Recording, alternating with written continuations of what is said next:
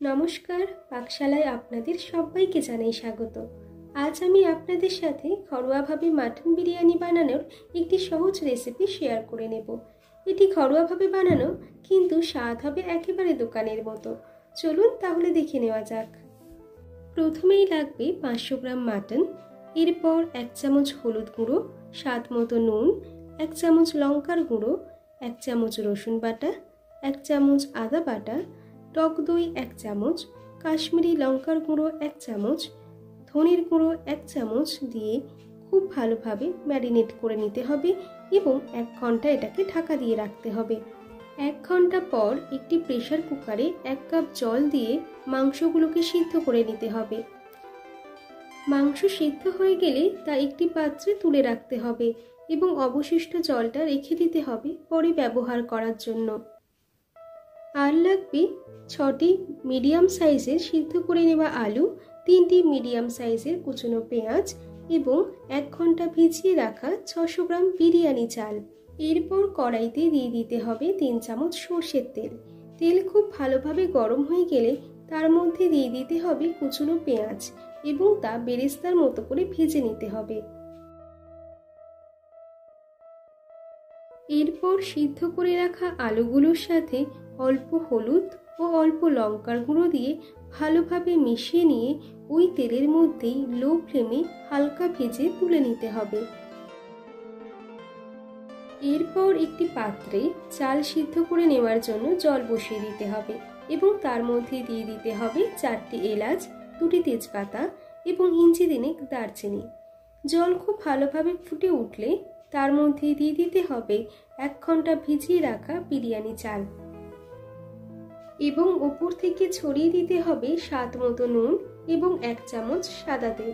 এখানে 1.5 চামচ নুন ব্যবহার করা হয়েছে।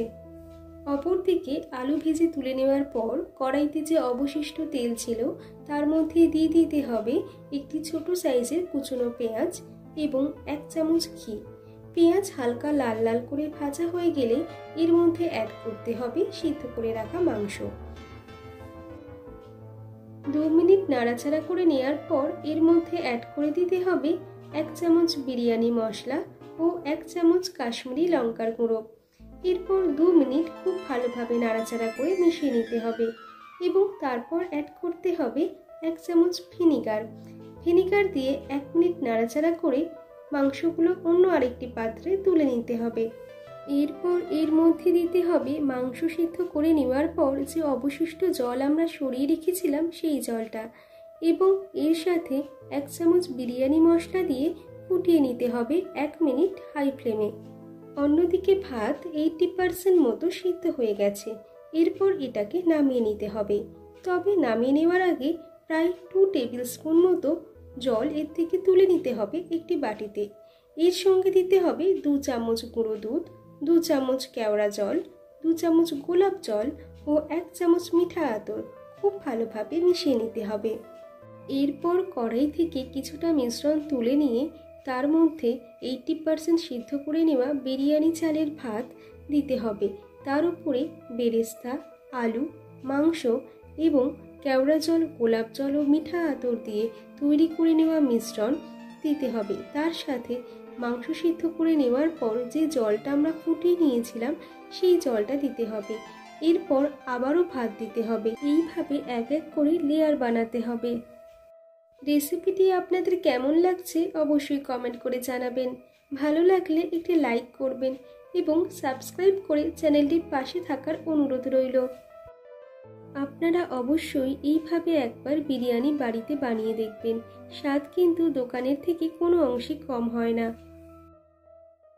এরপর ঢাকা দিয়ে 20 মিনিট লো ফ্লেমে রাখতে হবে।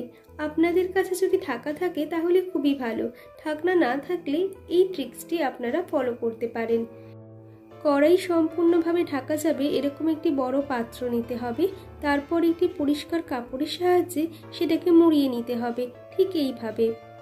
এরপর কড়াইয়ের ওপর বসিয়ে দিলেই কিন্তু আর একটুও বাষ্প বাইরে বেরোবে না এবং ভেতরে খুব সুন্দরভাবে বিরিয়ানি রেডি হয়ে যাবে। এরপর গরম গরম পরিবেশন করুন দোকানের স্বাদের মাটন বিরিয়ানি। রেসিপিটি আপনাদের কেমন লাগলো অবশ্যই কমেন্টে জানাবেন।